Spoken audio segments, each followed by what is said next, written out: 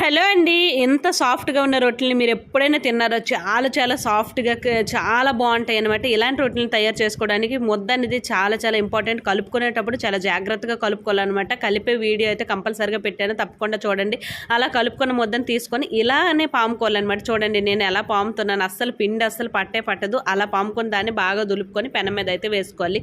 ఇవి చాలా టేస్టీగా ఉంటాయి అనమాట ఈ రొట్టెలు. ఇవి ఎన్ని తిన్నా సరే ఏం కాదు. చిన్నపిల్లలు అయితే బాగా ఇష్టపడి తింటారు, అంత సాఫ్ట్గా ఉంటాయి. సో రొట్టి దీన్ని అయితే ఇలా గ్యాస్ మీద అయితే కాల్చుకోవాలి. రెండు వైపులు లైట్గా కాలిన తర్వాత గ్యాస్ మీద అయితే ఇలా కాల్స్తే మంచిగా పొంగుతాయి అనమాట. ఎక్కడ కూడా పచ్చిదనం కూడా ఉండదు ఇందులో. ఇలాంటి తినడం వల్ల మన హెల్త్ కూడా బాగుంటుంది. ఇంకా ఎవరు వెయిట్ లాస్ అవ్వాలనుకున్నా సరే అవుతారు. సో వెయిట్ లాస్ అవ్వాలనుకున్న వాళ్ళు నెయ్యిని అయితే స్కిప్ చేసేవాలి. మన చిన్నపిల్లలకి పెడతాం కాబట్టి నెయ్యి అవి పెడితే చాలా మంచిది. చూడండి అన్నీ కూడా పొంగుతాయి. కలిపే విధానమే చాలా ఇంపార్టెంట్ అనమాట. తప్పకుండా ఆ వీడియో చూడండి. నచ్చినట్టయితే లైక్ చేయండి, షేర్ చేయండి అండ్ సబ్స్క్రైబ్ చేయడం మాత్రం మర్చిపోకండి.